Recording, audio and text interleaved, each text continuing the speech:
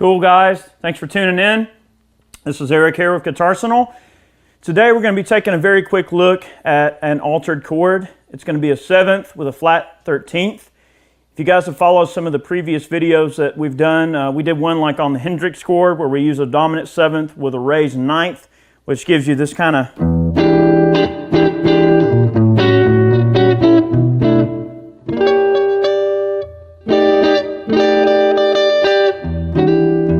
whatever, right? So in this particular video, we're going to be talking about the flat 13. A normal 13 chord, we've already gone over this a little bit in a previous video. A normal 13 chord sounds kind of like this.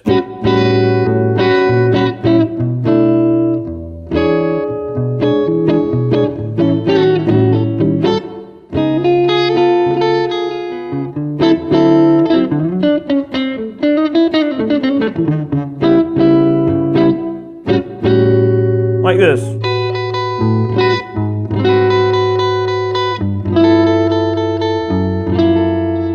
You get the idea. On a 13th chord, if we flat that 13, we get this really cool chord with a lot of pull, a lot of neat things going on. So in the intro there, we had a C sharp minor-esque chord with the 11th. Then we had a minor 6, F sharp minor 6.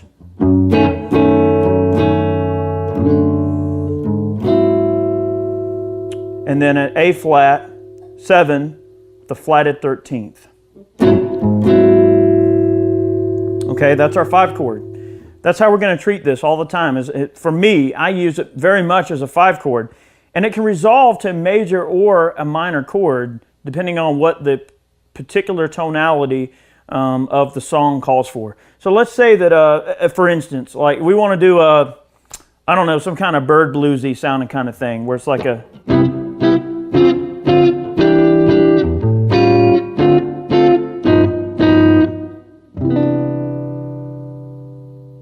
right? For that G chord that resolved to the C9 or whatever it was, the major chord I went to, could have been a 13th chord, but you flat that 13 and it just gives it a ridiculous amount of tension. You know.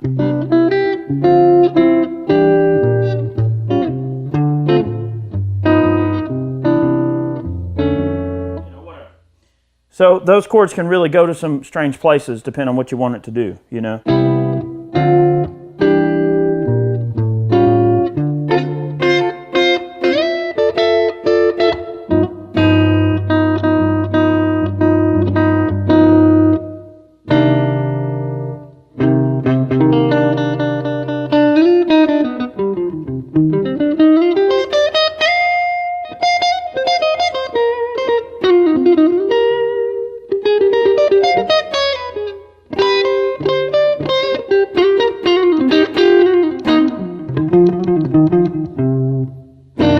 Sorry, I haven't played flat wounds in a while, guys. Just bear with me there. A little sloppy on some of the licks, but you get the idea.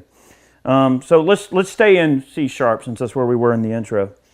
Another way I could use that flatted 13th is all right, that's our 5 chord. If our 1 chord is C sharp,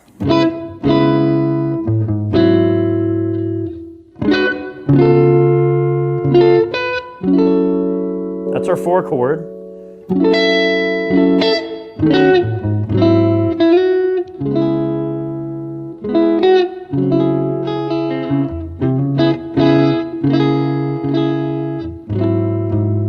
You see how it's used.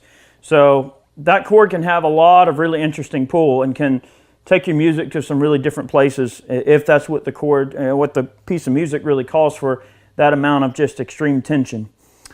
And that's the best way I can really explain it. That's the way I use it. You can use these half diminished chords to get into the 4 chord. So if I'm in the 1 chord and I want to transition to a 4 chord, which would be an F sharp, then the way I could do that, and this is how you can sort of like jazz up some of the blues, is somebody's just playing a 1-4-5 and you want to add some embellishments in there.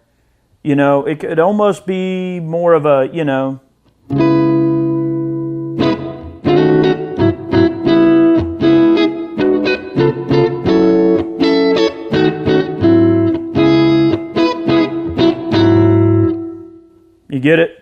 So we're going to the 1 to 5 chord.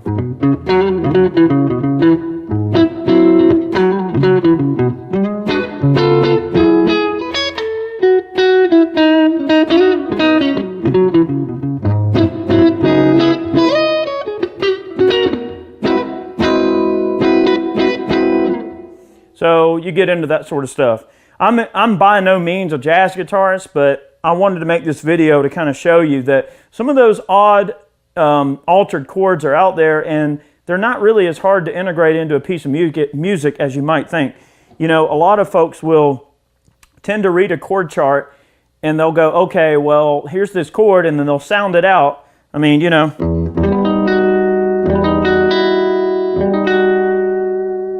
I mean, and they don't know, you know, like what it's used for or what context to use it in. So if you're one of those people, that has come across that particular flat 13 and you don't really know how to integrate it into a piece of music, there's a couple of examples about how I use it.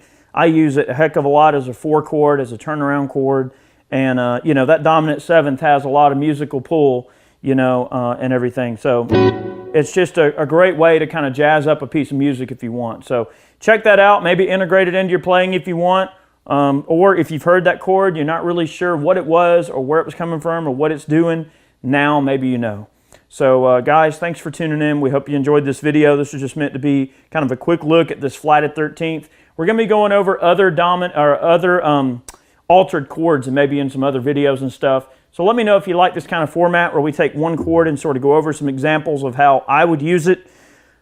You know, I'm by no means a jazz guru, but that's a great way to, you know, kind of, I don't want to say fake it, but you can certainly get some nice jazzy sounds in there, and it's an essential chord that you're going to see a heck of a lot in jazz music.